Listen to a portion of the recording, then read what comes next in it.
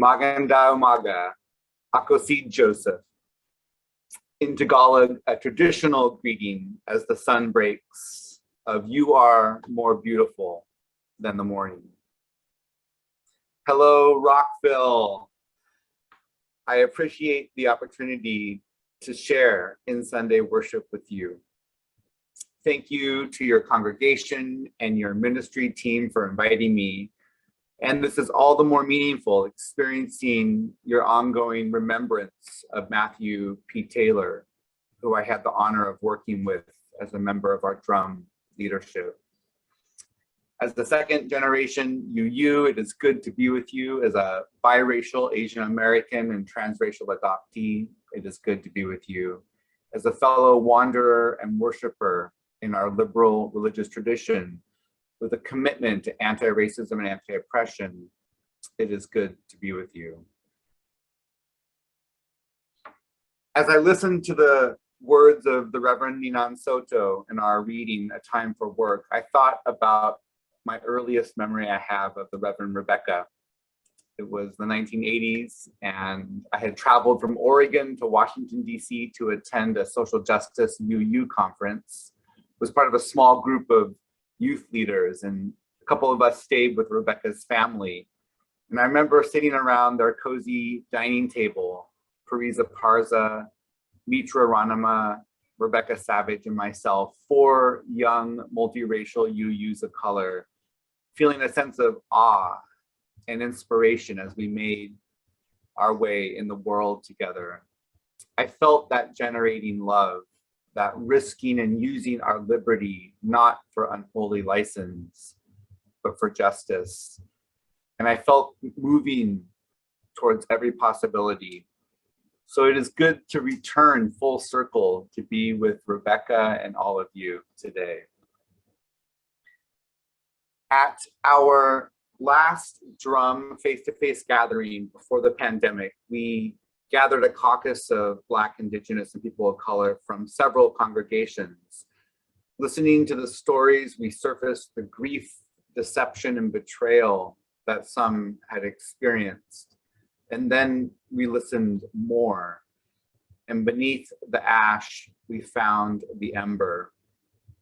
We found the ember in the leadership and the organizing and ministry of BIPOC members in our congregations, in their vibrant vision of our faith, in the lay and professional leadership who work side by side to reach and stretch and rise our faith towards a future that will outlast us. I hope you will reflect with me today on the twin questions. What is asked of us today, and what are you on the brink of aspiring to create? How have you dreamed big, faced up to disappointment, and faithfully persisted? It's an honor to share some of my own reflections of being on the brink. Sower of parables. As a child of the Pacific Northwest and raised in the UU Church, I have paid attention to the lessons of cultivation and harvest. Raised among evergreen forests, I thought all places on earth were just as abundant. But as every young person of color is soon taught, I learned that many corners of the world are not. Through prejudice and colonization, misogyny and corporate greed, we know instead scarcity, want, and exploitation. My path has taken me deep into community, into organizing, into the planting of seeds of love, of resistance, seeds of liberation, seeds that sometimes I know I will never fully reap. This has shaped my life's intentions and formed my call to ministry, to serve on the margins of where we might not typically find Unitarian Universalism. 31 years ago, I was a 17-year-old in my youth group, actively organizing with other young people, and our church had hosted a recent conference that gained some notice with a record 200 people attending. And at that time, our statistics showed that 90% of youth would leave church as young adults. I was raw, I was passionate, I was fueled by burritos, and I had my first interaction challenging UU authority. The leadership of the region was handing down new rules unilaterally, and I was pushing back on some of the stigma and stereotypes of youth. And in the end, we won a seat at the decision-making table, and youth had a meaningful say. In these early exercises of leadership, I learned to memorize hundreds of names, spellings, and stories of young people whom I was organizing. And I grew in particular with other young people of color in our faith, the first iteration of the Drum Youth and Young Adults of Color Network, many of whom are beloved colleagues today. I would never trade those years of road trips and couch surfing, phone banks and art activism, singing by the fire, cutting and pasting newsletters. There is a discipline and spiritual practice in the countless hours of forging relationships and trust. It is remarkable to me how we have formed a lasting generation of faith leaders of color, and I'm grateful for the struggles we have been through. The cultivation of trust. Around 15 years ago, when I was on the cusp of ordination into the ministry, I escaped being one of those statistical 90% and stayed with the UU Church. I was able to keep my center through my relationships with peers, adults who kept inviting me in, and the organizing of other seminarians of color, a group that numbered 30, which at the time was more than the number of settled ministers of color.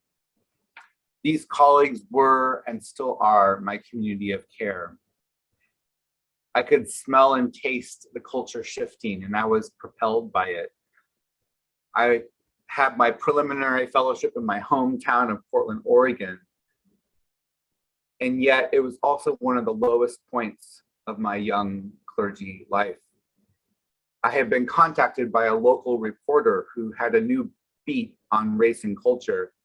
She had followed my faith-based organizing in Oregon before seminary, and an article ran with what I thought was a very unprovocative headline. Unitarian Universalists find their ranks aren't universal. Talking about being one of the few people of color in the church. And immediately I received blowback from colleagues. I was sanctioned by the UUA and told by a local church I was unwelcome. I was blindsided, traumatized, thrown under the bus. I had contradictory feelings of confusion, humiliation, as well as betrayal. Part of me was very much afraid. I feared for my future livelihood, the loss of the only religious home I had ever known. I was on the brink of being pushed out. After much proverbial soul searching, in the end, I stayed because I felt my own profound ownership over this religious tradition, that it was mine to fight for as much as anyone else. But I felt the risk and dangers of responding with angry bitterness and a slash and burn reaction. I chose to go through an intentional process of restoration. And I don't mean reverting to some earlier nostalgic relationship. I mean restoring in the sense of a new iteration, a new covenant, drawing from our lived experience and hopefully more meaningful. It is not a state that you can fully engineer, but the process of getting there can be healing and sows seeds of promise for the future. I thought the alternative of walking away, of calling out people, of refusing to invest in their humanity means nothing can be sown and the promise is denied. I started by making lists of people to talk to, mentors, colleagues, and friends. And I made lists of people who trusted friends let me know maybe harboring concerns, or worse, were actively talking behind my back. I chose to reach out to everyone I could. The Portland church that had rejected me agreed to have a listening circle with their staff. I participated in conversations with the UUA and with colleagues who offered feedback as well as support. I owned up to what I could have done better, but I also challenged the misunderstandings and named assumptions. This church that had rejected me offered to covenant with me and recognize me as their affiliate minister. A commitment that I said yes to, and a relationship that grew for 15 years together. And that wouldn't have been possible if bridges had been burned or I just walked away. Restoration as a spiritual practice.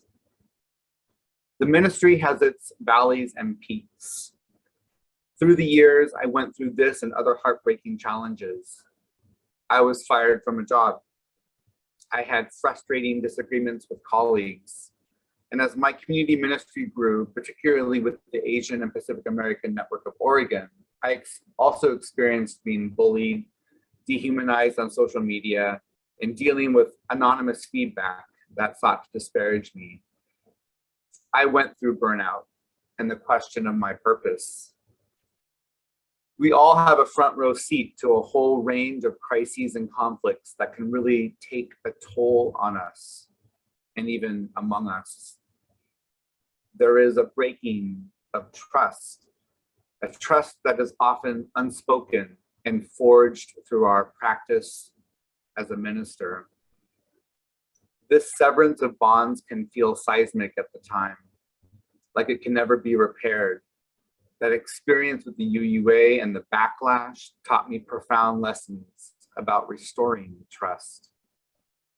I have failed and done wrong in my life, and I've had to do the hard work of acknowledging my mistakes, of listening to how my actions have affected others and contemplating my own attitudes.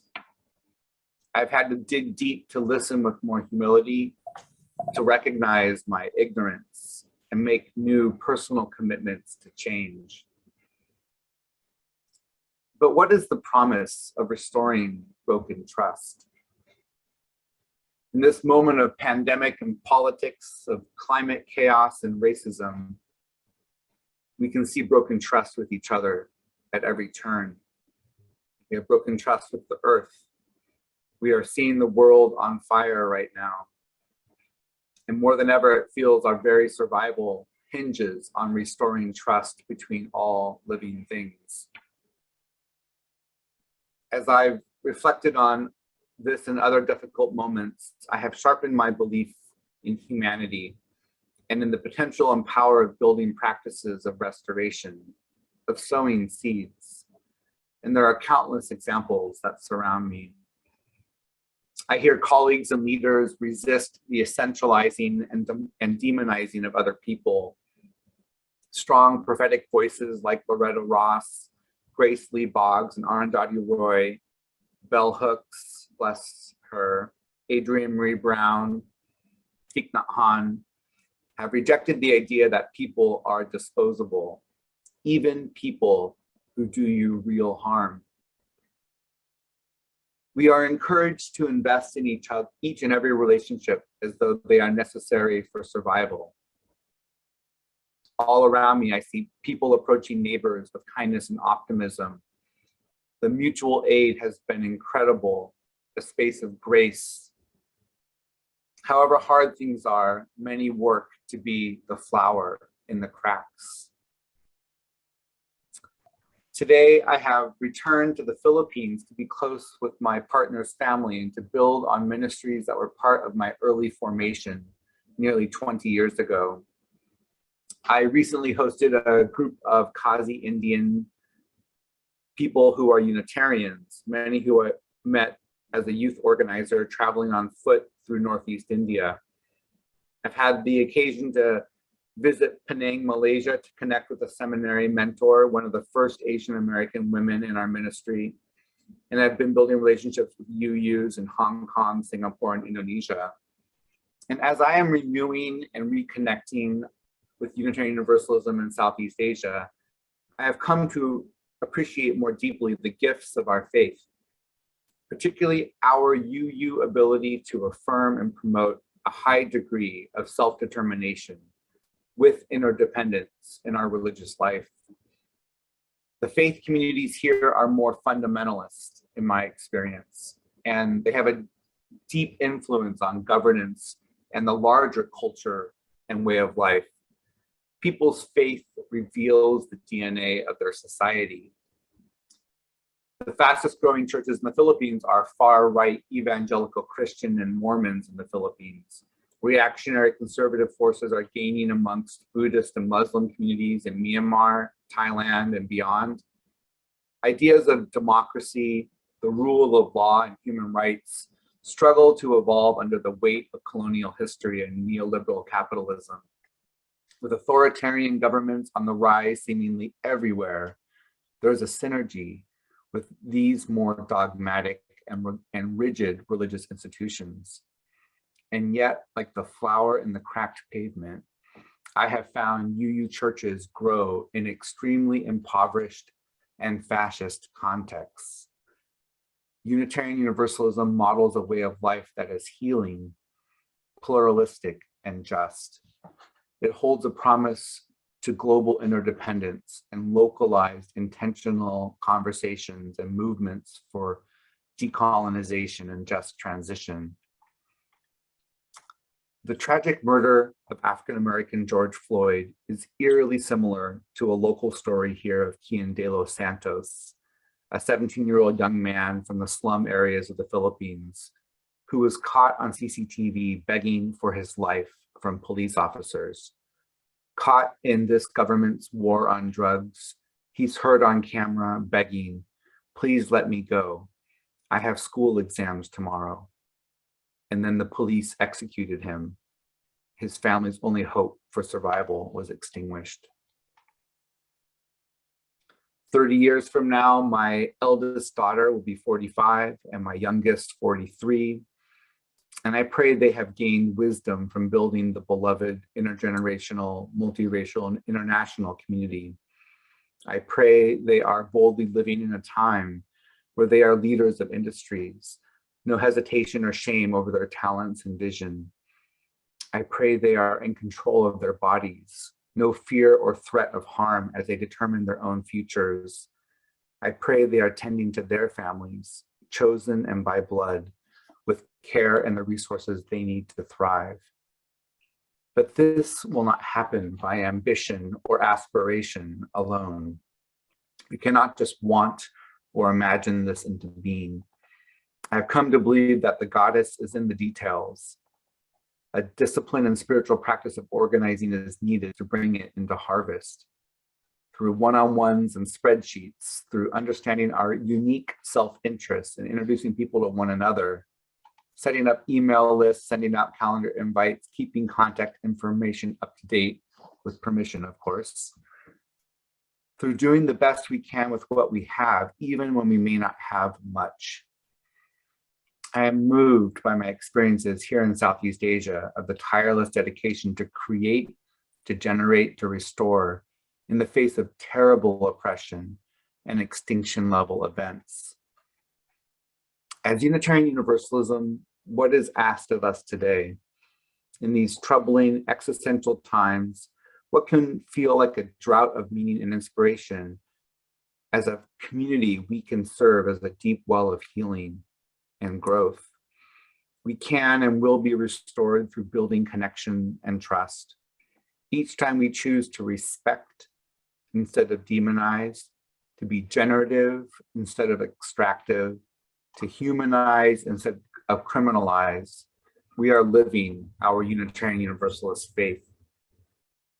Our future depends on our capacity to act with such intentions, sowing the seeds in each relationship with discipline and tenderness to bring new life to bear.